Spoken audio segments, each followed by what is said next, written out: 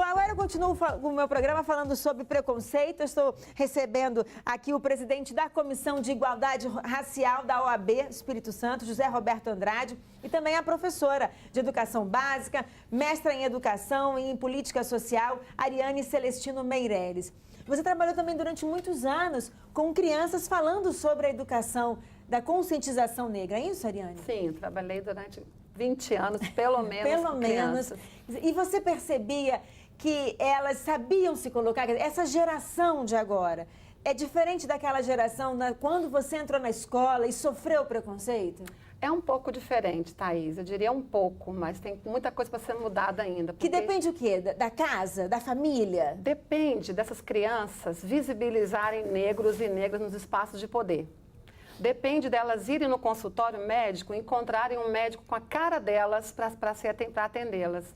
Depende falta referência. Falta uma referência positiva nesses espaços, porque essas crianças ainda não veem isso, porque o nosso país é um país racista. Então, todos os consultórios médicos que elas vão desde que nascem, todos os consultórios de dentista que elas vão desde que começam a ter seus dentes, elas nunca veem médicos, dentistas, advogados. A gente tem um aqui que eu poderia chamar de exceção no universo de advogados que nós temos no nosso país. Então, apresentadoras de programas de televisão, essas crianças elas têm que ter essas referências para se empoderarem um pouco mais. E também na escola, a gente precisa, as professoras, os professores, terem isso como um mote para cotidianamente ser discutido na escola. Sim. Não apenas numa data específica, como o 20 de novembro, que é o Dia da Consciência Negra, ou o 13 de maio.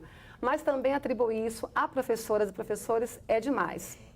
Porque o poder público não tem esse empenho pelo que nós observamos até agora. Não dá um suporte básico aos nossos professores, exatamente. Né?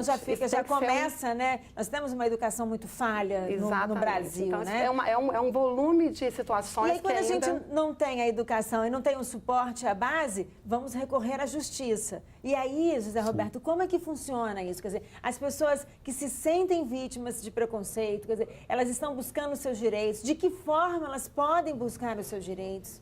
Pois é, existem várias entidades que podem ser buscadas. Eu acho que a colega coloca bem quando ela fala na questão da educação, né? A questão da educação é fundamental. Eu sempre insisto na aplicação da Lei 10.639. Ela é uma prioridade hoje nos movimentos sociais, a cobrança por essa lei, porque ela vai trabalhar conteúdos programáticos, e isso desde a mais tenra idade. Essa lei e a implementação dessa política pública é fundamental. Agora, para trabalhar o imediato, você tem várias entidades, né? Você tem os núcleos de igualdade racial constituídos nos municípios, né? Você tem uma subsecretaria no Estado voltada também para essa temática, no governo estadual. Você tem a Comissão de Igualdade Racial da OAB, que recebe denúncias dessa natureza. Nós recebemos esse tipo de denúncia lá. Você tem a Defensoria Pública do Estado, né? Todas essas entidades, em caso de violação, portas abertas, podem ser procuradas. Eu tenho dois telespectadores aqui, olha só. A Luci Silva escreveu no nosso Facebook, dizendo que aqui no estado existe um extremo preconceito com as pessoas negras. Ela diz que sente isso a cada dia, principalmente quando ela morava em Jardim Camburi. Infelizmente, existem pessoas que se preocupam mais com a cor da pele das outras do que com o caráter. Aí ela até pergunta, né, quando isso vai acabar? É possível responder? Eu acho que a gente tem que começar a tratar as coisas tal qual elas são, né? Eu acho que, por exemplo, nos Estados Unidos, avançou-se muito na questão de políticas públicas para a erradicação da desigualdade racial, porque lá se reconhece de forma muito frontal que o racismo existe. E ele é um traço constitutivo da sociedade americana. Ele também é um traço constitutivo da sociedade brasileira. Só que aqui a gente ainda tem, até hoje, um mito de uma democracia racial, que é aquela conversa, todos nós somos miscigenados, portanto, não há conflitos aqui raciais e não há discriminação. Né? No Brasil, o racismo não existe aqui. Fica por baixo do pano, né? Você mascarando a existência dessa discriminação, que ela existe, estatisticamente ela está demonstrada, no mercado de trabalho, nos espaços de poder, nos espaços de representação pública.